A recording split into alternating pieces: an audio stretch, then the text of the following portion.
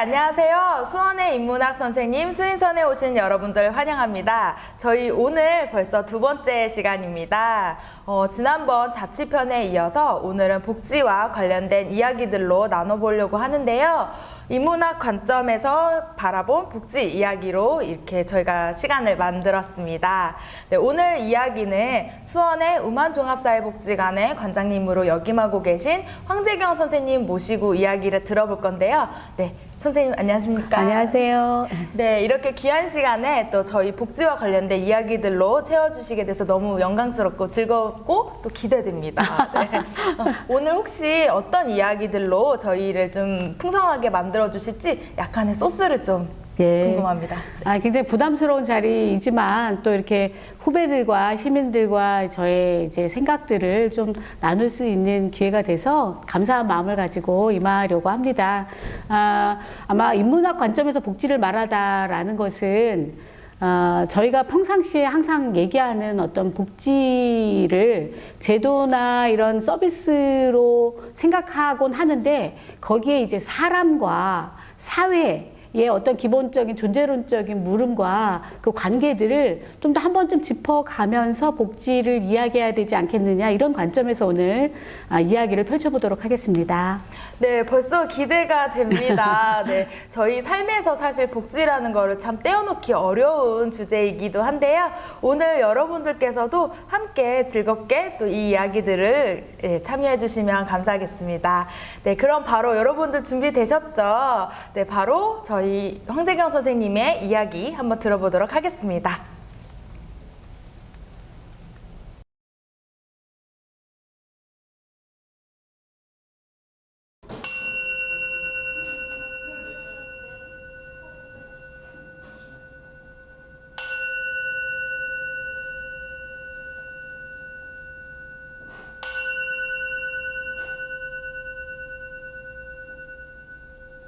충신은 만주종이요 효자요 강아지라 하영제 낙차자만이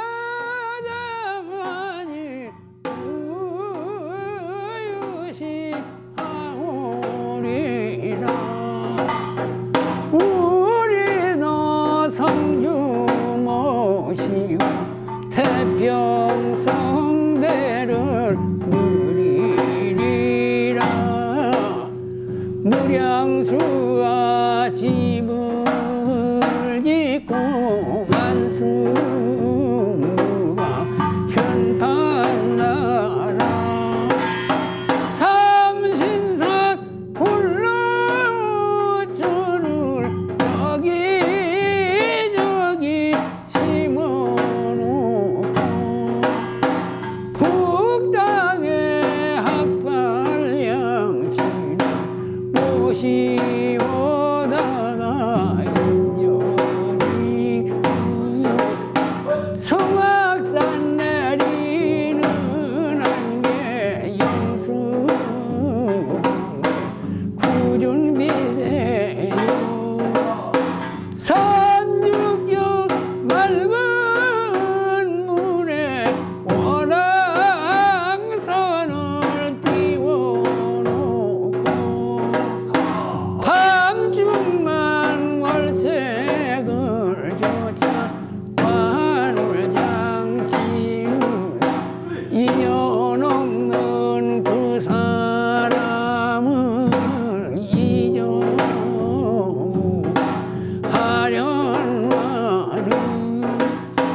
전장이 병이 되어 살아나니 간장이라 지금의 이웃진들 무산소용 공자님 심으신 남계 안연전자로 물을 주어 사사로 거든 가지 냉장꽃이 피었도다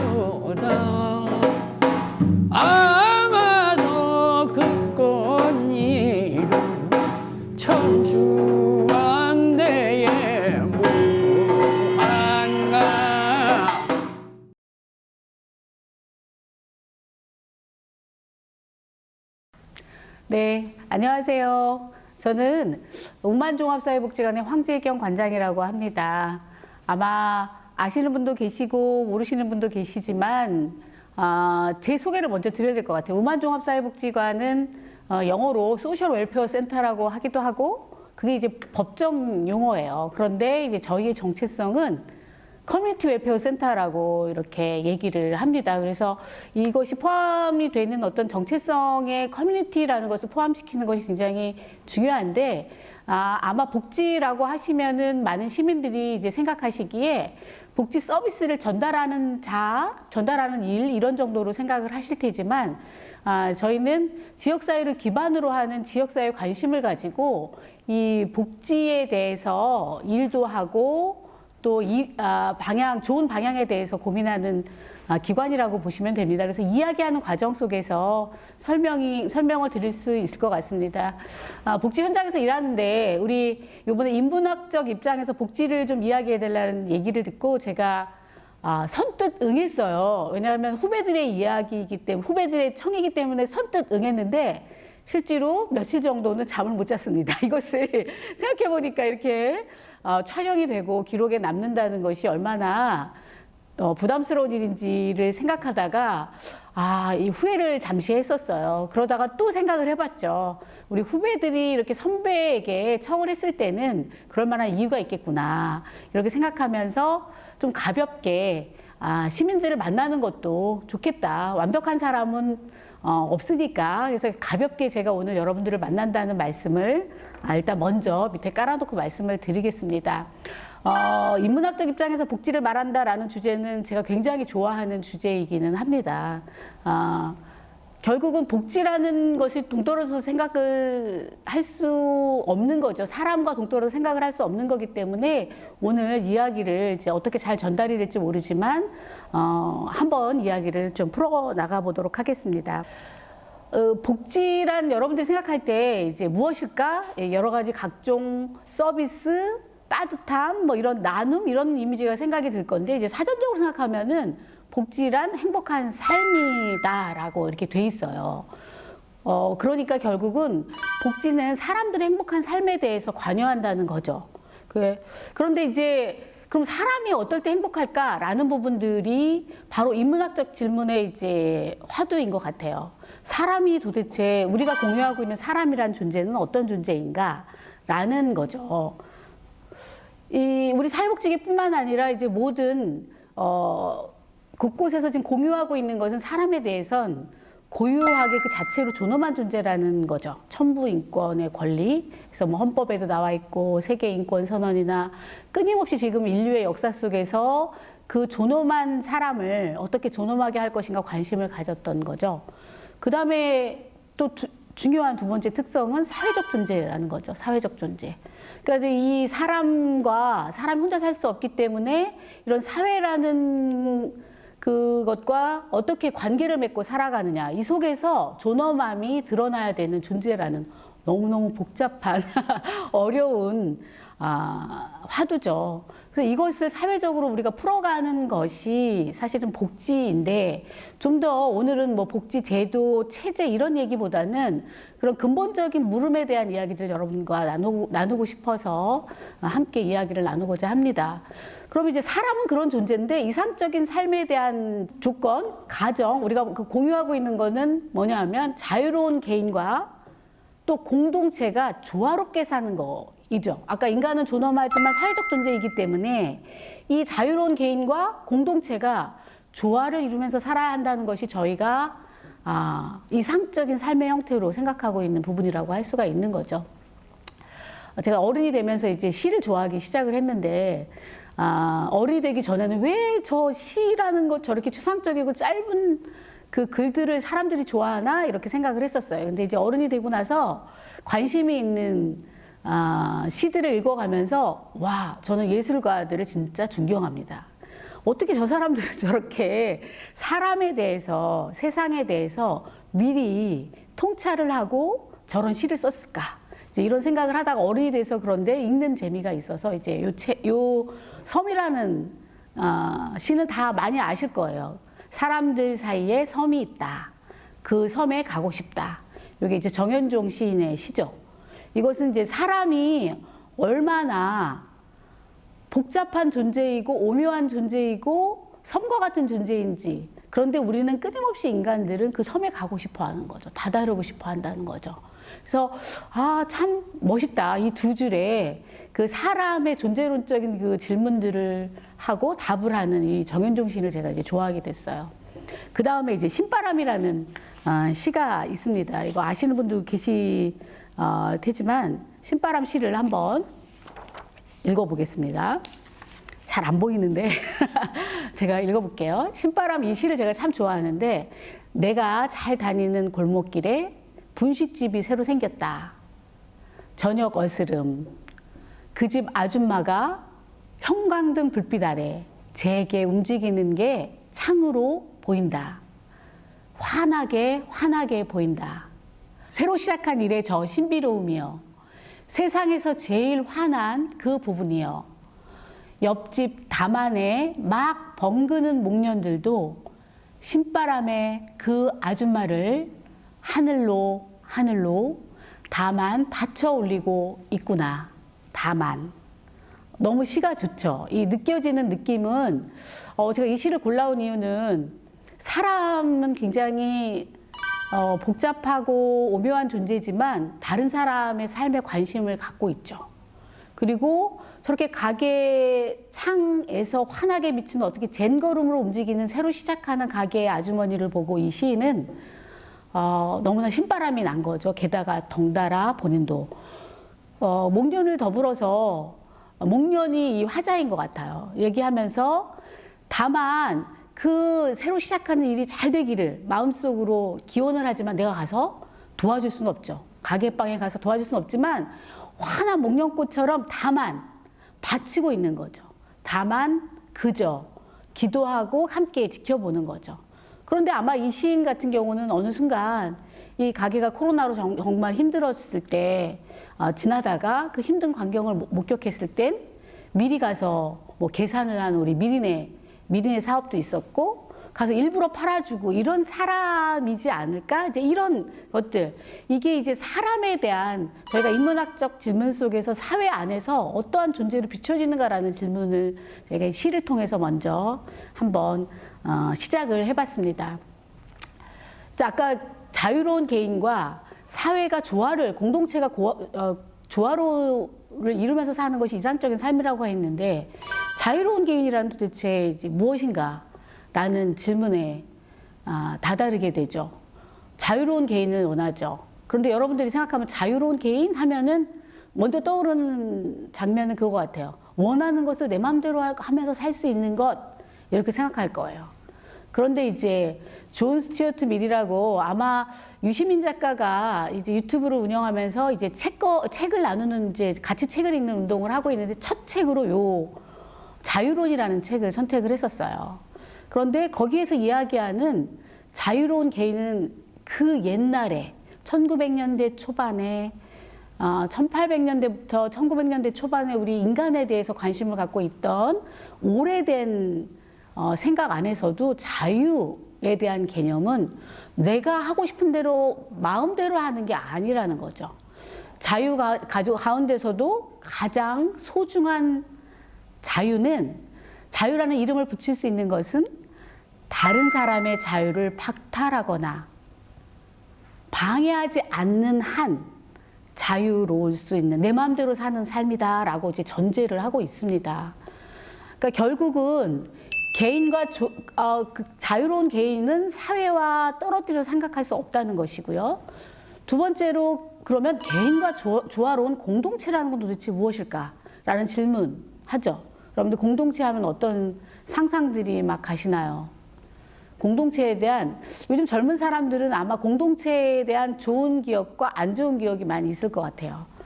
그래서 때로는 공동체는 되게 좋은 것처럼 보이지만은 그렇지 않을 가능성도 있죠.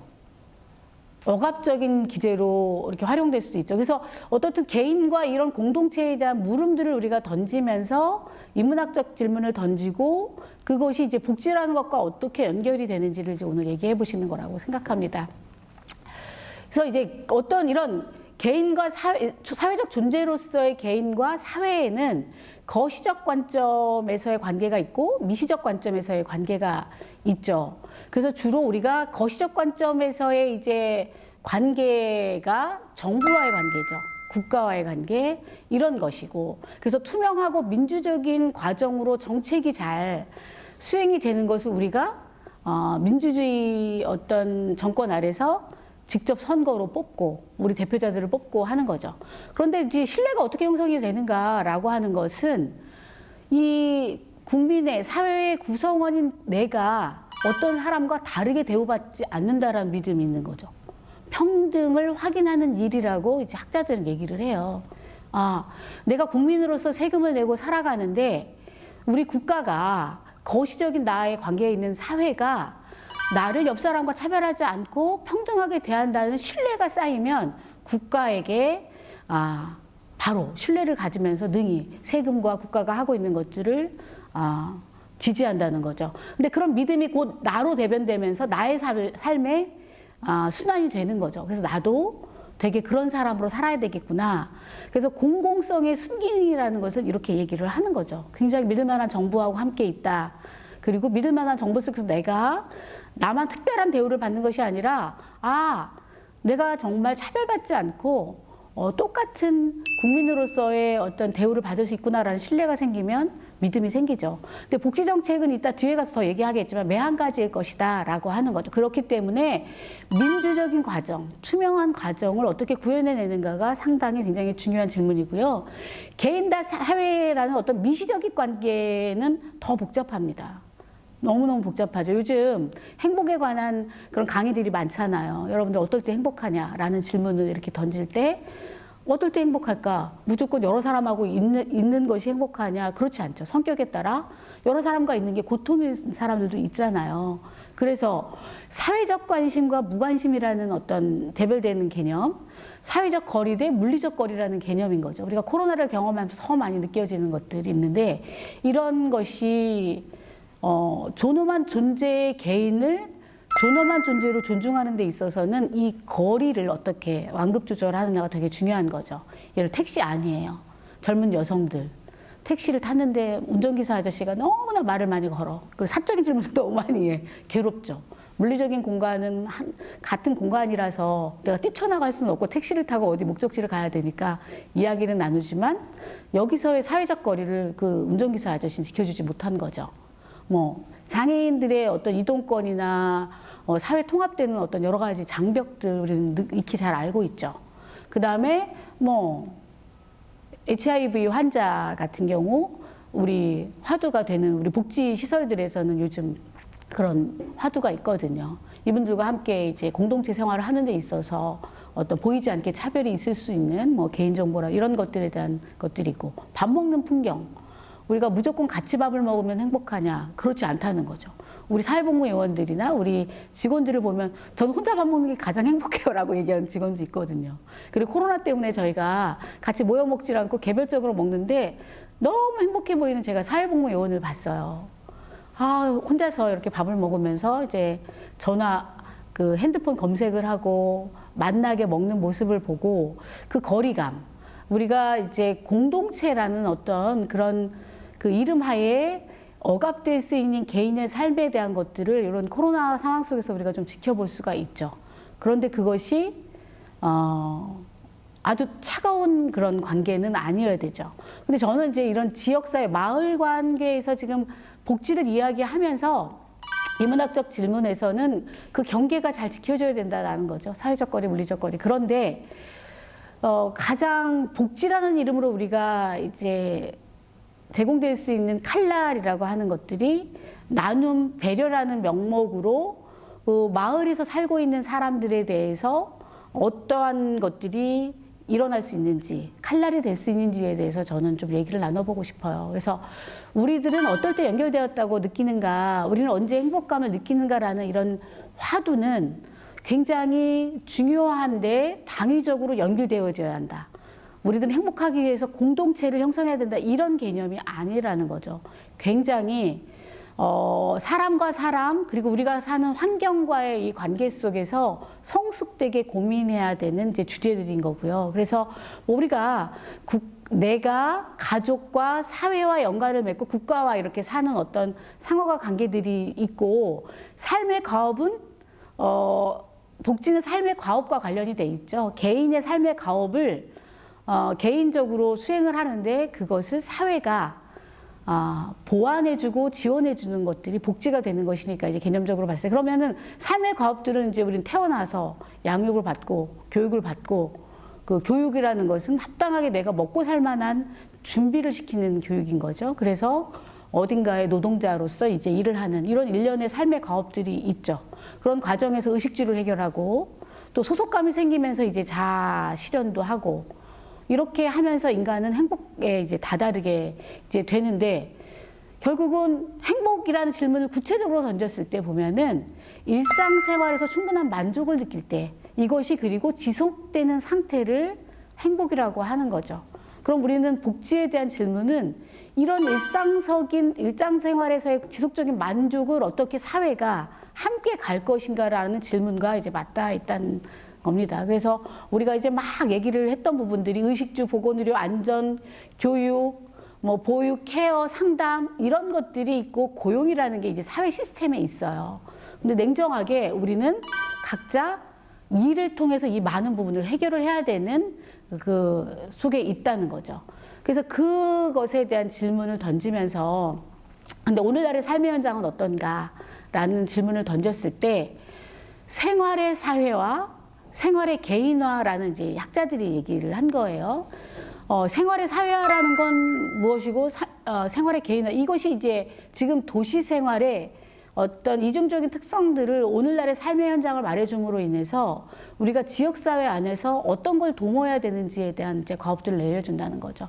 생활의 사회화라는 것은 우리는 자급자족할 수 있질 않잖아요. 이미 도시 생활을 하고 있기 때문에 소비 생활이라는 걸 가지고 이제 개인 생활을 하죠. 그렇기 때문에 인간관계를 꼭 하지 않아도 생활은 하지만 생활은 굉장히 사회의 그 정부나 시장 기제에 의존적으로 생활을 하고 있다는 거죠. 그래서 생활 자체가 정부나 사회의 시스템과 떨어져서 생활이 안 되는 거예요. 그런데 이게 굉장히 개인화되어 있다는 거죠. 그래서 사람 간의 관계가 2차적이게 돼서 기능적인 관계로 되면서 인간관계를 생략하는 생활하는 관계, 것이 생활의 개인화라는 거죠. 극도의 개인화 경향이 되고 있는 것이 도시 생활의 모습이라는 단면이라는 거죠. 그런데 이것이 행복과 연관지어서 생각했을 때 우리가 이제 다시 한번 생각해 봐야 되는 것들이죠. 그래서 거시적 관계 안에서의 개인과의 관계는 아까 말했듯이 뭐 이런 구체적으로 국가가 개인의 가족이나 어떤 자유나 그다음 아까 행복감을 일상적으로 보장해주기 위해 사회가 어떠한 모습이어야 되는가라는 질문과 돼 있고요. 그 다음에 이제 우리는 그 속에서 어느 입장에 서 있는가라는 질문을 내가 이제 던지는 것이 중요하고요. 그래서 이제 뭐 북유럽 복지 같은 경우는 탈가족화, 탈상품화 얘기를 이제 복지 정책에서 얘기하는데, 이것은 뭐냐면 가족 책임주의를 탈피한다. 그 다음에 돈이 없어도 이루어지는 양육과 돌봄들이 있다. 이런 얘기거든요. 이게 사회가 해줄 수 있다는 어떤 믿음, 이것을 저희가 이제 한번 생각해보고, 이거 깊게 얘기하다 보면 너무나 시간이 많이 걸리기 때문에 뭐 이런 것들, 그래서 우리 안에서 사회복지 영역이 이렇게 복잡하게 있지만 이것이 각자 개인의 삶을 이렇게 아우르면서 감싸주는 사회가 어떤 모습이어야 되는가라는 것이 우리가 익히 배워왔던 측면들이고요. 그리고 미시적인 관계에서 이제 개인의 삶은 아까 말했듯이 그 경계를 어떻게 할 거냐. 우리는 누구인가? 우리는 어디에 위치해 있나? 나들이 모여있는 나, 가족, 친구, 이웃, 이런 거죠. 근데 마을 단위에서 누구를 돕는다는 것은 쉬운 일이 아니라고 저는 생각을 합니다. 확실하게. 왜냐하면 내가 사는 동네는 내 삼터이죠. 삼터라는 건 뭐냐면 내가 세상과 관계를 맺는 터라는 거죠. 그렇기 때문에 자존감이 지켜져야 되는 것이고, 사회적 관계가 이루어지는 곳이자 개인의 사적 생활이 보호되어져야 되는 거예요. 그런데 지금 도움이라는, 나눔이라는 미명하에 어떤 일이 벌어지고 있는가. 그리고 예전에 복지 영역에서 했던 실수들이 그런 것들이죠. 사회적 개입을 해서 도와야 된다는 명분하에 사적 공간을 함부로 들이대는 것.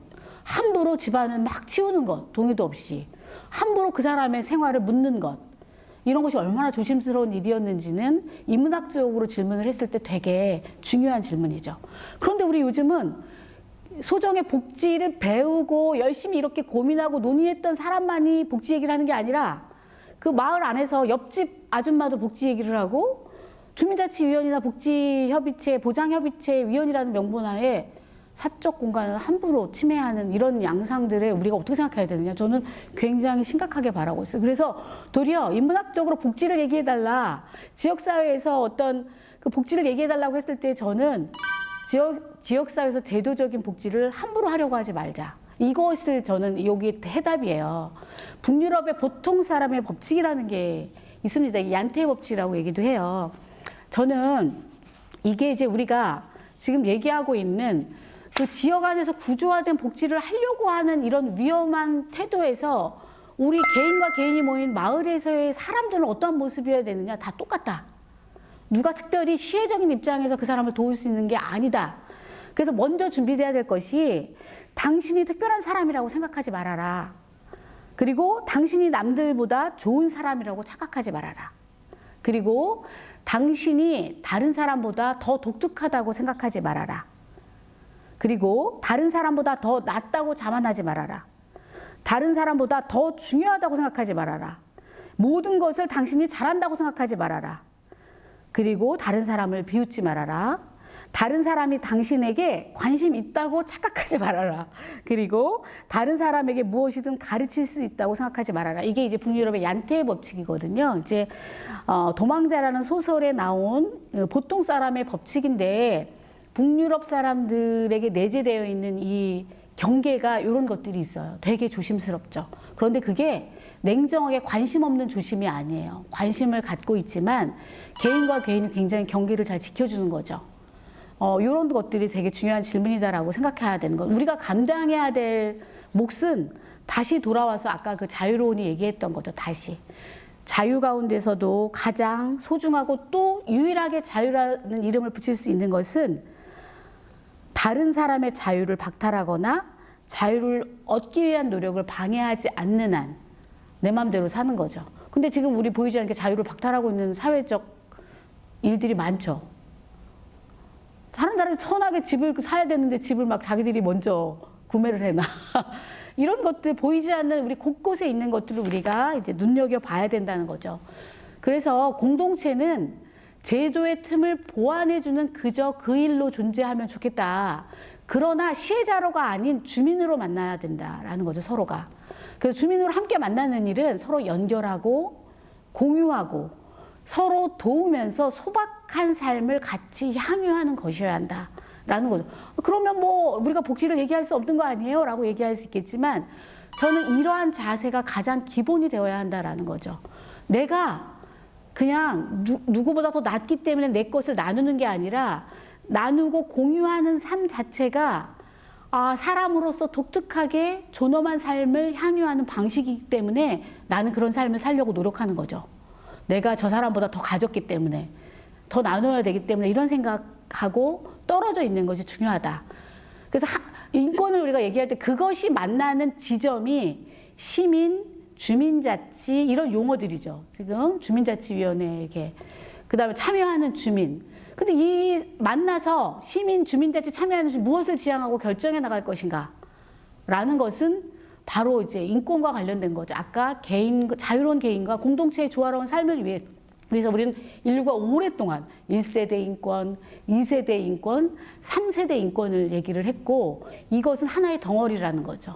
근데 요즘 아까 도시 생활의 그 엄중한 개인화된 생활, 그 다음에 개인이 자급자족할 수 없는 사회화된 생활에서 우리는 일할 권리, 생존할 권리를 주장해야 되는 거죠. 그래서 일할 권리를 국가가, 사회가 가장 크게 책임져야 되는 것이 중요한 지금 몫인 거죠.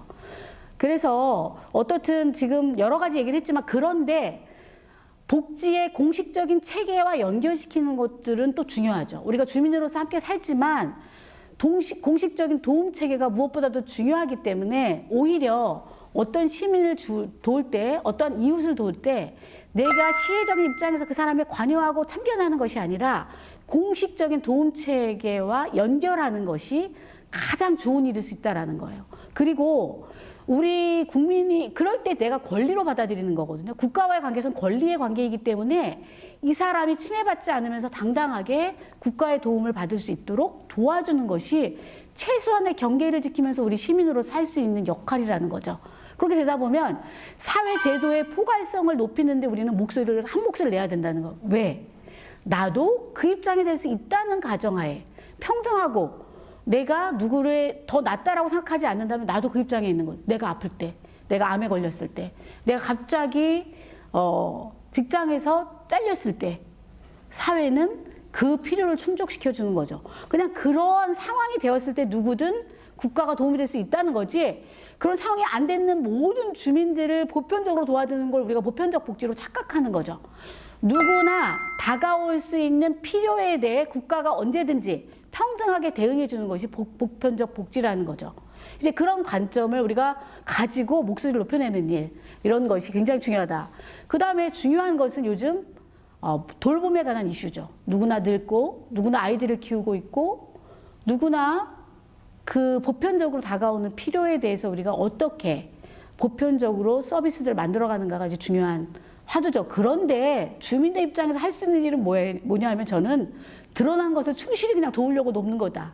그냥 시민의 입장에서, 주민의 입장에서 라고 본다는 거죠.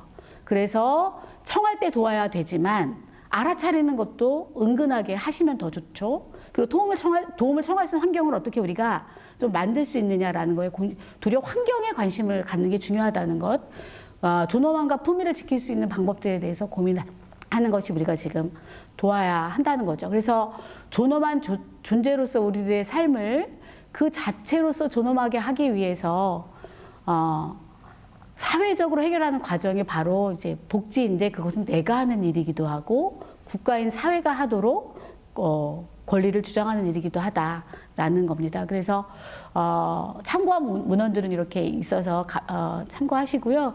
결국은 뭐 강의를 마치면서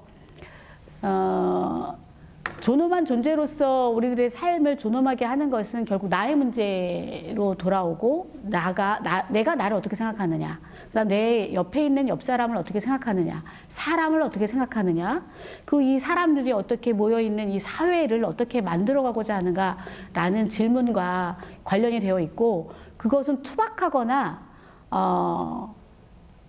독선적인 그런 방식이 아니라는 거죠. 서로의 존재를 인정해주는, 경계를 인정해주는 하에 고민들, 노력들이 인문학적 질문을 해서 복지를 이야기했을 때 할 수 있는 해답이 아닐까라고 생각을 합니다. 이제 부족한 말씀 여기서 마무리하도록 하겠습니다. 감사합니다. 네, 오늘 강연을 듣다 보니까 저희가 기억에 남는 말이 있습니다. 개인의 자유로움과 조화로운 공동체의 삶에 대해서 조금 더 생각해 볼 수 있는 시간이 되었던 것 같습니다. 네, 오늘도 즐거운 공연이 준비되어 있습니다. 라우누리 나안타가 열심히 준비한 공연인데요. 바운스 함께 보시면서 영상 이어가도록 하겠습니다. 함께 보실까요?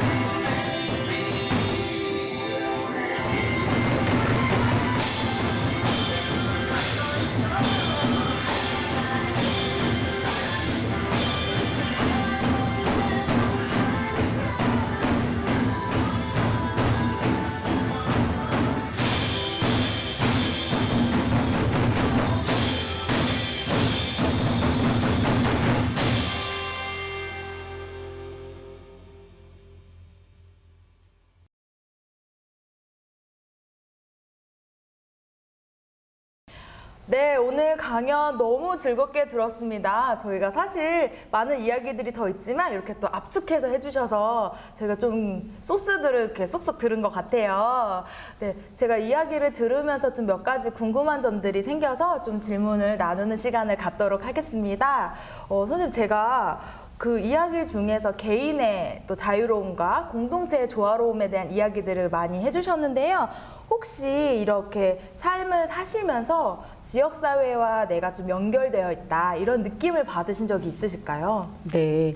이건 이제 뭐 개인적인 경험이기도 이제 한데, 아마 저는 시골에서 자라가지고 그 공동체에 대한 부정적인 인식이 많았어요. 그러니까 아마 시골 마을에서 자란 분들은 아시잖아요. 어디, 누구네 딸은 어떻더라. 그리고 저는 이제 자녀가 많은데 막내로 태어나서 가족에 대한 것도 상당히 어려웠어요. 그래서, 그런데, 그러면서 이제 학교를 다니고, 사회생활을 하고, 혼자서 독립적인 생활을 하는 것이 얼마나 즐겁고 좋은 일인지 이런 생각을 하다가, 제 삶을 이렇게 다시 살기 시작하잖아요. 결혼을 하고, 그럼 가족이란 공동체로 다시 합류가 됐죠. 그리고 아이 둘을 낳고 이제 아이를 키우면서 저 혼자서 모든 걸 감당해야 되는 이런 상황들에 직면했을 때 너무너무 힘들었어요. 직장 생활을 하면서 아이를 키워나가는 과정에. 그런데 이제 그럴 때 우리 아이를 데리고 그냥 무작정 앞집 할머니가 어디 수영장을 갈 때 앞집 할머니가 우리 아이를 데리고 가는 거예요.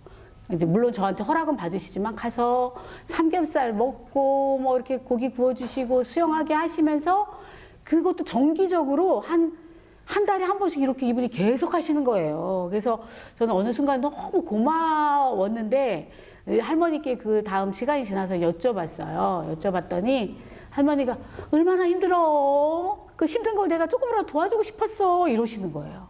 근데 저는 그게 살면서 제일 기쁜 경험 중에 하나였고, 이제 그런 관점에서 이렇게 보니까 때로는 우리 친구가, 일 안 하는 친구가 저를 쉬게끔 놀러 오라고 해서 밥도 해주고 뭐 이랬던 생각들, 이렇게 연결이라는 것이 나 혼자서 살아가는 것보다는 내가 온전히 내 가족을 내가 책임지는 게 아니고 이웃에서도 책임질 수가 있겠구나.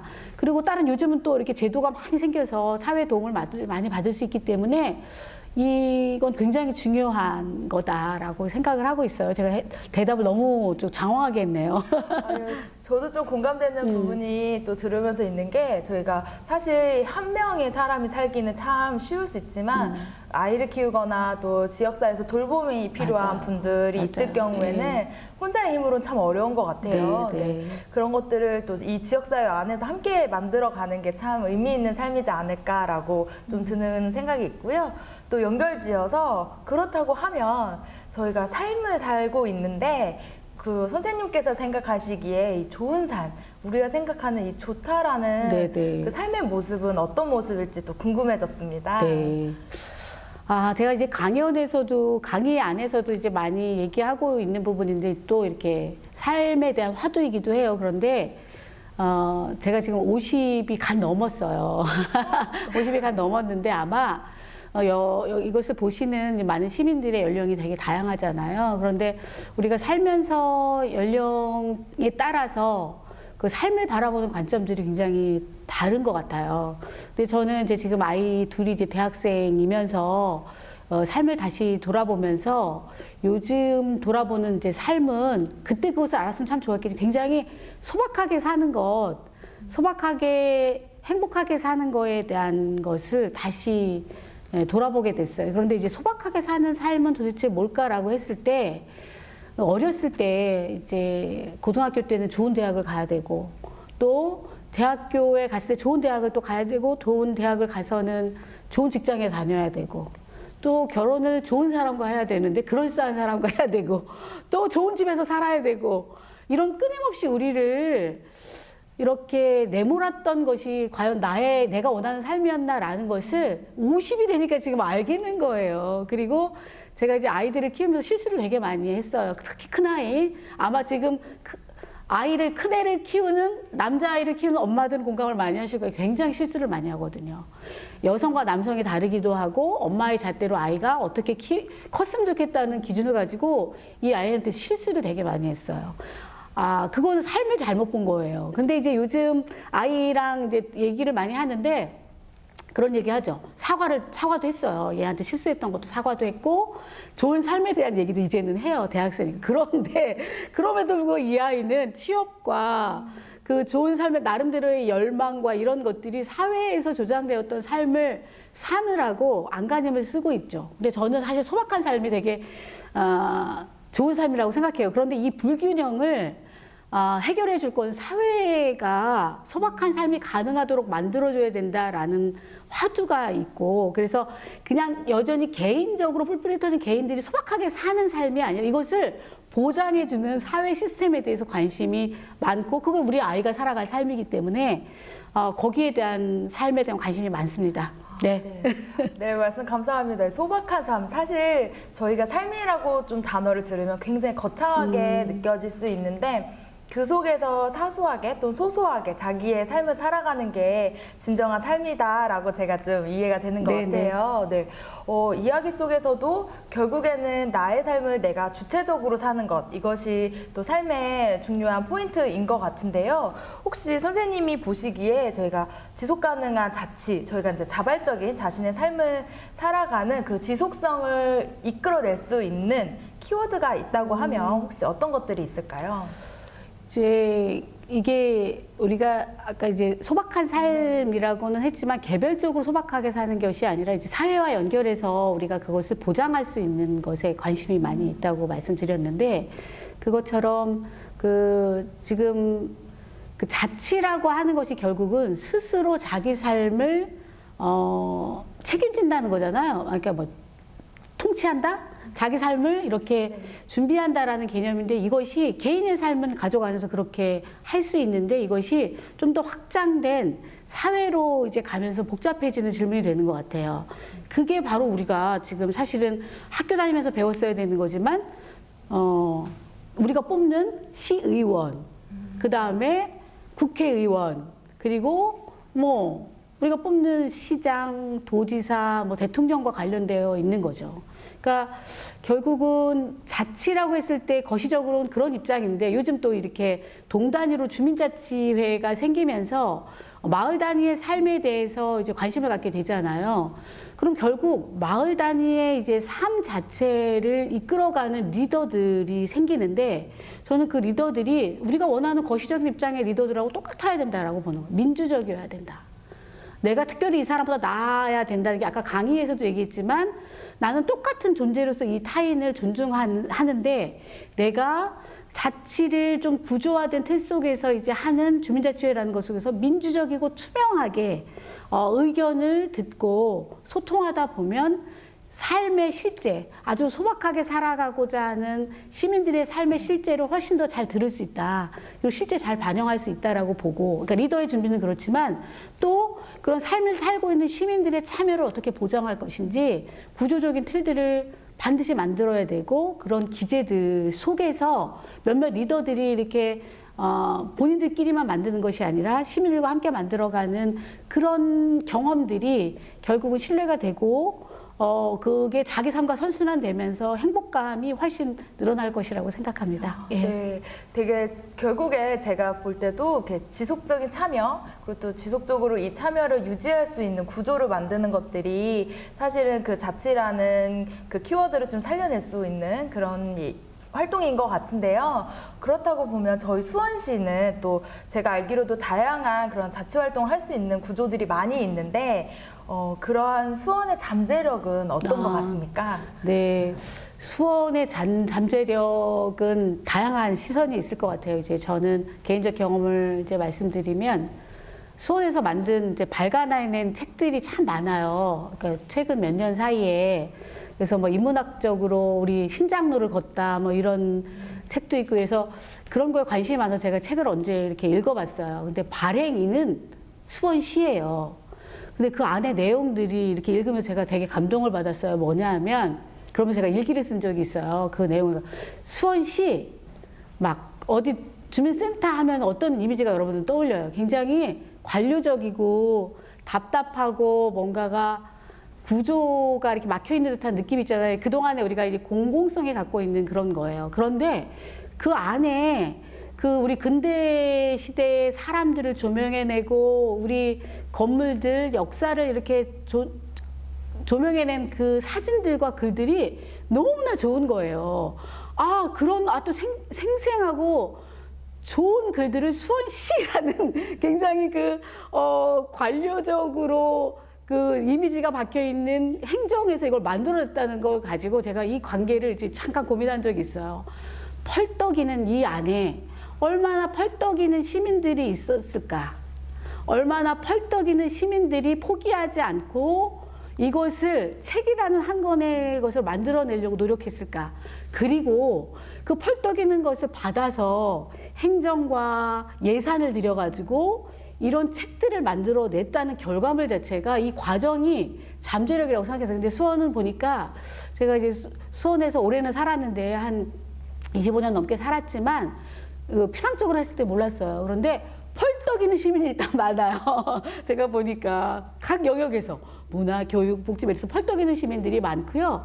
그 다음에 구조적으로 이 펄떡이는 시민들의 의견을 들으려고 하는 어떤 거버넌스 조직에 대한 관심이 지방정부가 많이 갖고 있어서 그런 기제들을 많이 가지고 있다. 그래서 거버넌스 귀 기울이려고 하는 기제들이 있는데 기제들 속에서 그 펄떡이는 시민과 이것을 만들어 가야 되는 행정인들이 같이 모여서 고민하는 기제들이 있고 그 속에서 서로 치열하게 논쟁하고 하면서 뭐 예산의 문제나 지역 삶의 문제들을 함께 만들어가는 잠재력이 충분히 있다. 그래서 앞으로는 저는 굉장히 더 희망적일 거다. 그래서 펄떡이는 시민의 이것들을 포기하지 절대 말아야 된다. 이제 가장 핵심이라고 생각합니다. 네. 펄떡이는 시민의 한 사람으로서 네. 저도 앞으로 좀 많이 펄떡여 봐야겠다. 네, 그런 생각도 들고요. 사실 지금 이야기 속에서 계속 들리는 이야기들이 결국에는 참여와 또 협력에 대한 이야기이지 않을까라는 생각도 좀 들었습니다. 네, 저희가 사실은 이런 이야기는 한도 끝도 없이 계속 할 수 있을 것 같아요. 계속하면 너무너무 좋지만 저희가 조금 아쉬운 마음을 좀 뒤로 해야 될 것 같고요. 제가 마지막으로 조금 개인적인 궁금증도 있어서 좀 질문을 드리겠습니다. 혹시 그 선생님께서도 수원에서 또 25년이라는 시간을 함께 거주하고 계신데요. 사시면서 좀 누군가에게 도움을 받았거나 또는 귀했던 경험들이 있으시면 저희 또 수원 시민들께 한번 나눠주시면 또 저희가 너무 즐거운 이야기가 될 것 같습니다. 아마 도움을 받은 경험들은 이제 너무 많은 것 같아요. 너무 많은데 도움을 받았을 때 도움이지 않은 것처럼 도움을 이제 주시는 분들의 이런 경험이 더 되게 소중한 것 같아요. 그러니까 요즘 저는 예전에 우리 큰 아이를 키울 때 되게 실수를 많이 했다고 말씀드렸잖아요. 근데 이제 큰 아이를 키울 때 지금 아동 학대에 해당하는 거지만 이 아이가 뭐 잘못했을 때 문 밖으로 나가 있으라고 한 적이 있거든요. 근데 지금은 그거는 이제 신고당할 일이죠.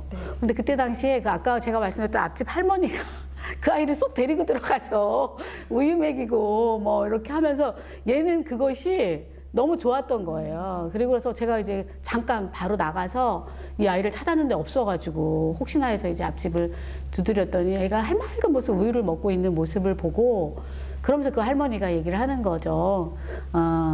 애들은 사랑을 먹고 크니까 한번 화내고 싶은 것도 이렇게 조금 참고 화를 내라라는 얘기를 진정으로 해주셨어요. 그래서 그때 저는 도움을 받았고 저를 다시 돌아보는 이런 계기가 되면서 그 이후에는 정말 더 잘 아이를 보살피려고 노력했던 것 같아요. 근데 하여튼 결국은 우리가 준비되지 않아서 내가 정말 못하는 거나 부족한 일들은 많은 것 같아요. 우리가 사람마다 다 부족하니까. 근데 그 부족함을 옆에 있는 사람이 지적을 막 지적질을 해주는 것이 아니라 도와주면서 약간 그거에 대한 진면목을 보게 했을 때 제가 이제 반성을 하게 하고 성숙하게 되는 것 같더라고요. 그러니까 우리 사회가 개인과 개인이 모여있는 이런 사람들, 직장에서도 똑같은 것 같아요. 직장에서도 똑같이 상사라서 뭐 이런 게 아니라 서로 이제 사람과 사람을 존중하면서 그렇게 했던 경험이 저한테 남아 있어서 저도 가능하면 그렇게 하려고 노력을 하는 편인데 부족하지만 그런 성인으로, 그런 어른으로 자라고 있는 것 같아요. 그래서 그런 뭐 경험을 말씀드릴 수 있을 것 같습니다.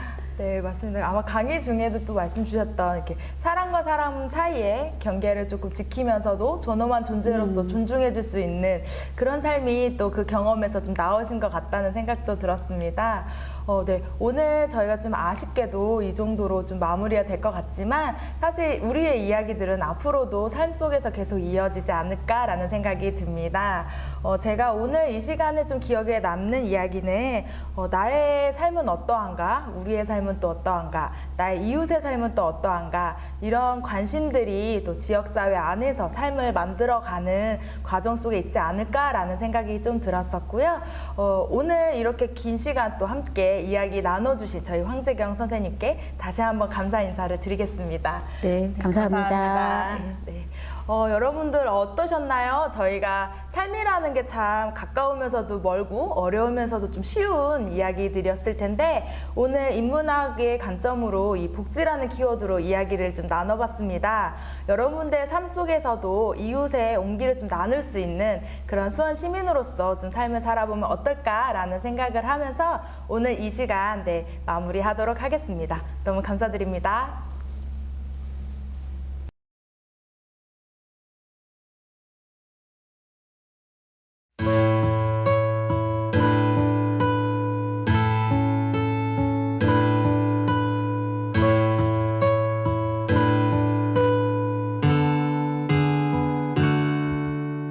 그대여 아무 걱정하지 말아요.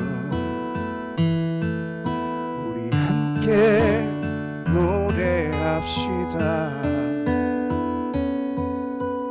그대의 아픈 기억들 모두 그대여 그대 가슴에 깊이 묻어버리고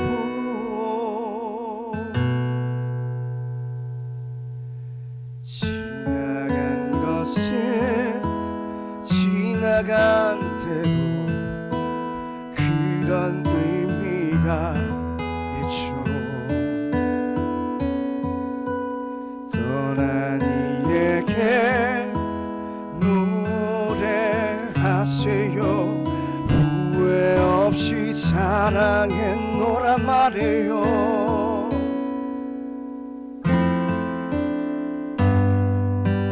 그대는 너무 힘든 일이 많았죠. 새로움을 잃어버렸죠. 그대 슬픈 얘기들 모두 그대여 그대 탓으로 훌훌 털어버리고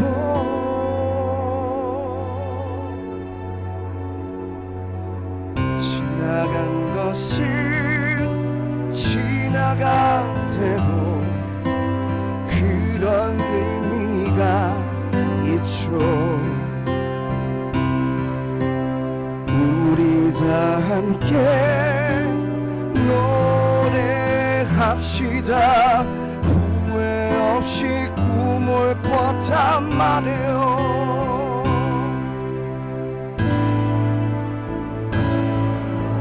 지나간 것은 지나간 대로 그런 의미가 있죠. 우리 다 함께 노래합시다. 후회 없이 꿈을 꿨단 말이에요. 지나간 것은 지나간 채로 이런 의미가 있죠. 우리 다 함께